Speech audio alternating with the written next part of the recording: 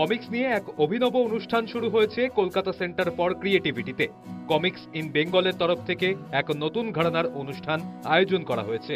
ব্যাপকভাবে সাড়া ফেলে দিয়েছে এই অভিনব উদ্যোগ। তাই নভেম্বরে আরো বড় করে কমিক্স নিয়ে নানান অনুষ্ঠান আয়োজন করার পরিকল্পনা করেছে উদ্যোক্তারা। রবিবার এই অনুষ্ঠানে কসপ্লের আয়োজন করা হয়েছিল। 9 মার্চ পর্যন্ত চলবে এই অনুষ্ঠান। আগামী দিনেও যাতে কমিক্স নিয়ে এরূপ আরো অভিনব ভাবনা প্রসারিত করা যায় তা নিয়ে আশাবাদী দর্শক থেকে আয়োজক সকলেই।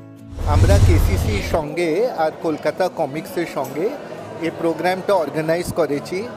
তো এখানে আপনারা দেখছেন স্টারমার্কের একটা স্টল আছে, আর এক evolution of comics in Bengal একটা এক্সিবিশন চলছে। আর এই কসপ্লে আমরা করেছি অ্যান্ড আমরা দেখছি কত এক্সাইটমেন্ট আছে, এনার্জি আছে। আর আমরা নভেম্বরে অনেক বড় একটা প্রোগ্রাম করব।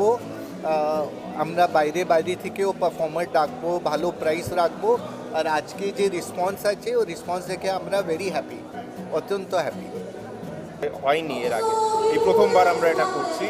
খুবই এক্সাইটেড যেরকম রেসপন্স আমরা পেয়েছি। স্টারমার্ক আমাদের পার্টনার হিসেবে এখানে জয়েন করেছেন।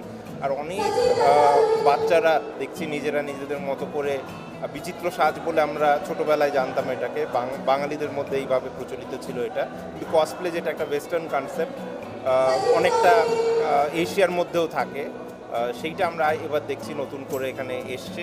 শহরের লোকে অনেকেই আজকে এসছেন, জয়েন করেছেন, আরও করবেন। পরবর্তীকালে আরও বড়োভাবে এটাকে ভাবা হচ্ছে।